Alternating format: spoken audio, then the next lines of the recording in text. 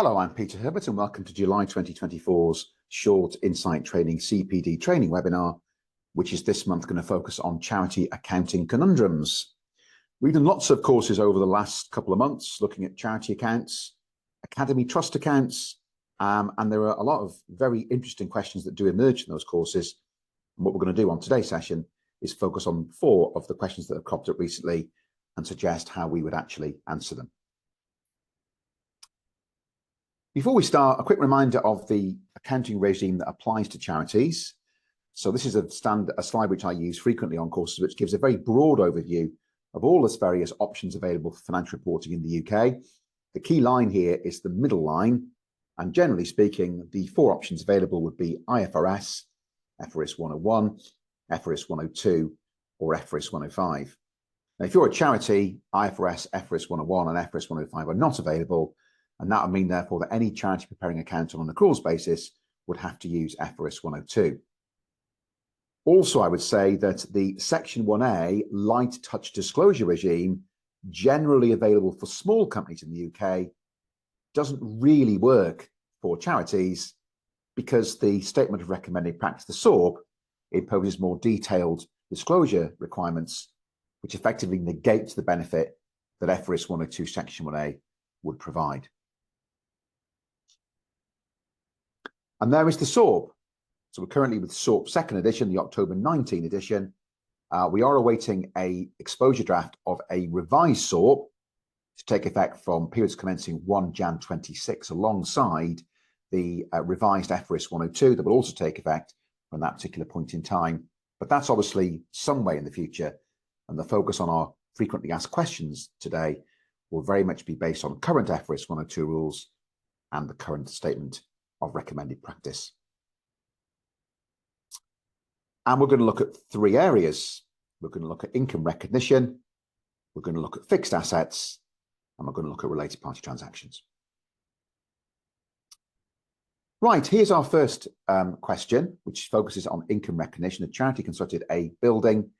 It was funded by a national lottery grant. The terms of the grant state that if it becomes repayable, should the charity sell the property, they feel the grant should be classified as deferred income. Do you agree? This crops up quite often. If you've got a situation whereby we've got an obligation to repay the grant in the event that the asset is sold, does that mean the income should not be in the current year's SOFA, but should be deferred to the balance sheet until a future point in time?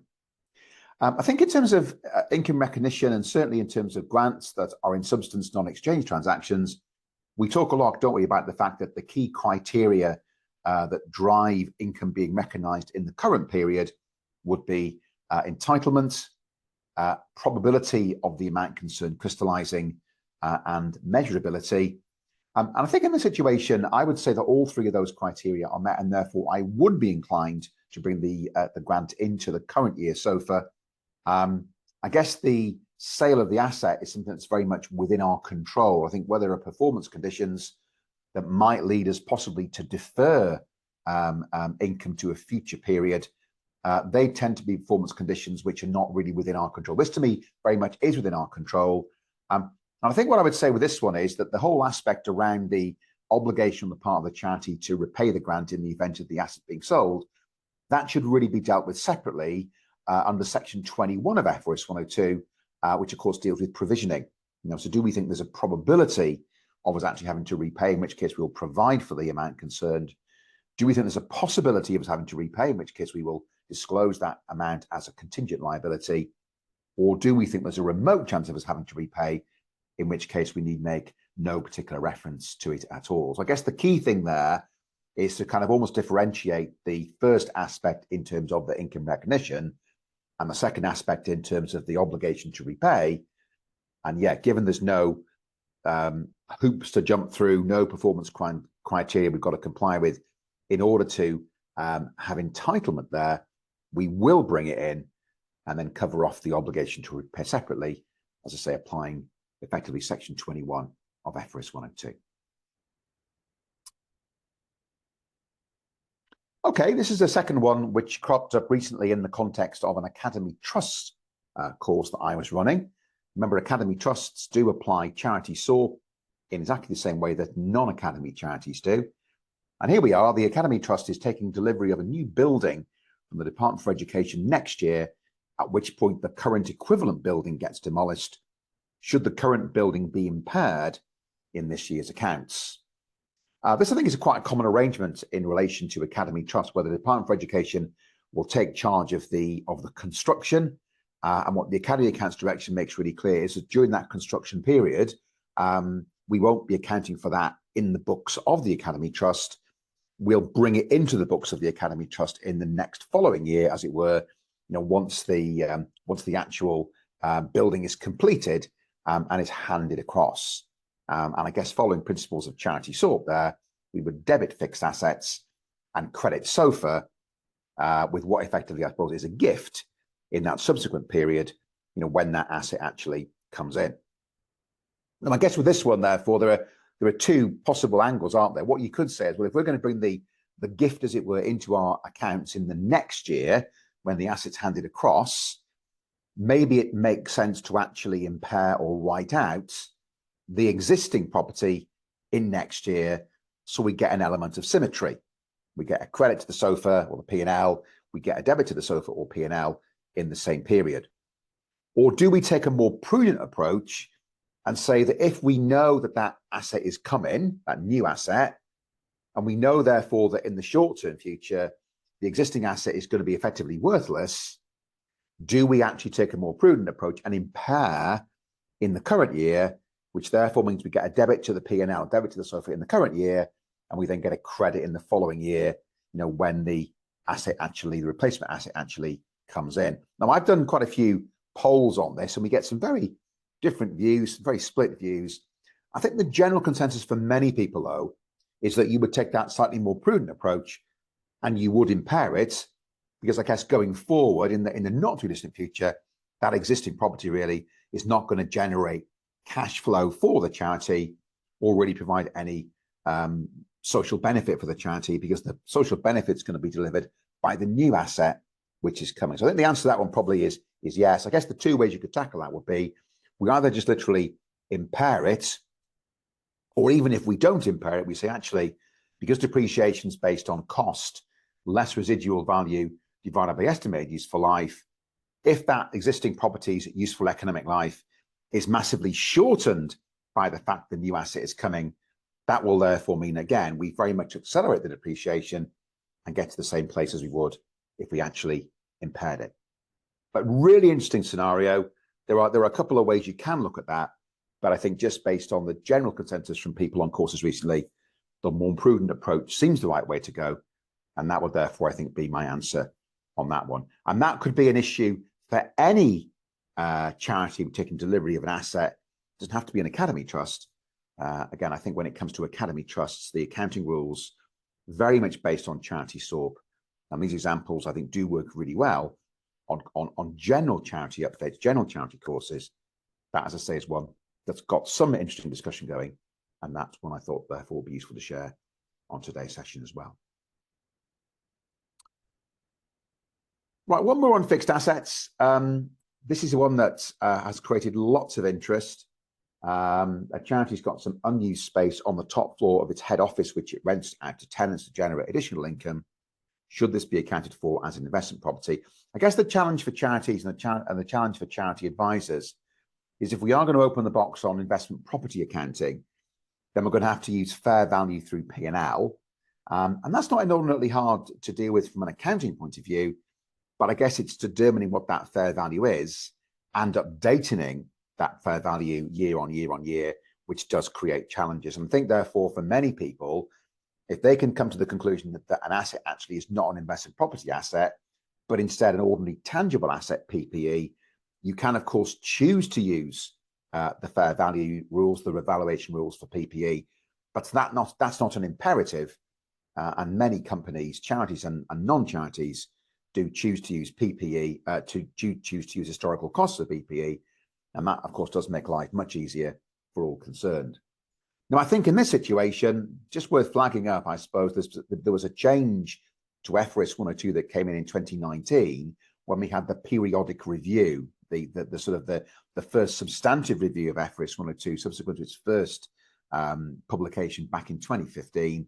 And what that revision back in 2019 said was that when you've got a property that's partly rented out and partly not rented out, you do need to think about what you might call split accounting.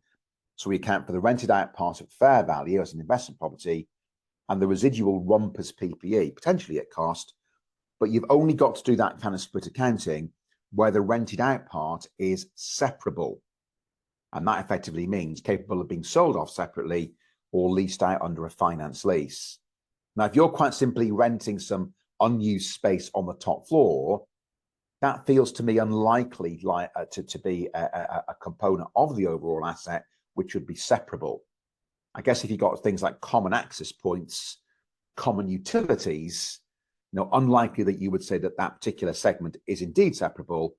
And I think, therefore, in that situation, the more likely outcome is we do account for it all as PPE, and that might make life much easier for all concerned. So that revision back in 2019 didn't change the concept of what you might call split accounting, but it did really improve and clarify things by saying you've only got to do that split accounting where that rented out part is separable, which, as I say, in this case, it's probably unlikely to be the case. Okay, so there's two on fixed assets. And the final one I wanted to have a look at in terms of related party transactions was this one. Okay, so a charity we act for has just agreed a large severance payment package with a senior member of the leadership team. There is a non-disclosure agreement. How does this affect the financial statements? This is one that I must admit has cropped up a lot recently, both in terms of courses on charity accounts more generally, and also specifically in the context of courses looking at academy trusts.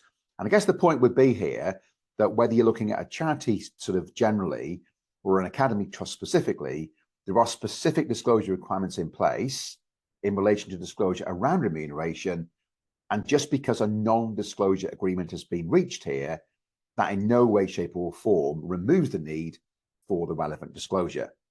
And I guess that's a very important point to convey to charities if you're an examiner or if you are an auditor. So specific requirements in the SORB to disclose amounts paid in respect of severance, redundancy to trustees, perhaps as part of some sort of severance package. Obviously, payments made to trustees, not as common, but specific disclosure requirements around those, where they were to be made, and also requirements to disclose amounts around remuneration of key management personnel, which again, if there was a severance package being agreed with a member of key management, you wouldn't need to specifically disclose the amount paid to the individual member of key management or state who they were, but obviously that would result in the key management personnel remuneration disclosure spiking in that period. And given there's also a requirement to disclose per the charity SORB, remuneration received by higher paid staff in £10,000 bandings from 60k upwards, again, it would draw attention to the payments. In the academy space, there are additional specific disclosure requirements in the accounts direction, which again, although not actually specifying who got the payment and what the specific payment was, do provide more granular detail that would really draw attention to that. And yeah, there are in company law certain situations where if it was deemed to be prejudicial in any way, shape or form to disclose particular amounts in the notes of the accounts, there would be a workaround. There is no seriously prejudicial workaround in this particular space. So I think it's worth being aware of that. And I guess if you were to be in a situation, therefore, where you were doing an audit and the charity dug its heels in and steadfastly refused to incorporate the relevant disclosures, what you would then need to do is to modify your audit opinion on disagreement and incorporate yourself into the audit report the disclosures which they had omitted. So if these sort of issues are knocking around, I think be proactive, communicate early, and make really clear, to clients, there's no workaround here from a financial reporting point of view, notwithstanding the existence of some sort of non-disclosure agreement. There's also a different conversation, which we won't have today, about whether certain discretionary severance payments agreed with senior leaders within charities and academies might in some way, shape or form be construed as ex gratia payments that would therefore require prior approval from the relevant authority as well. So lots of challenging legal aspects there, but the focus here, obviously very much on the financial reporting. Okay, so there we are. That's our run through some scenarios. We looked at one in relation to income, a couple in relation to fixed assets, a final one in relation to related party transactions. Hope that was useful. If you've got any queries about what the content of this session has been, do drop us an email, inquiries@insight-training.co.uk. And for full details of our autumn programme of CPD events, go to www.insight-training.co.uk. Thanks for listening, and I'll see you all soon.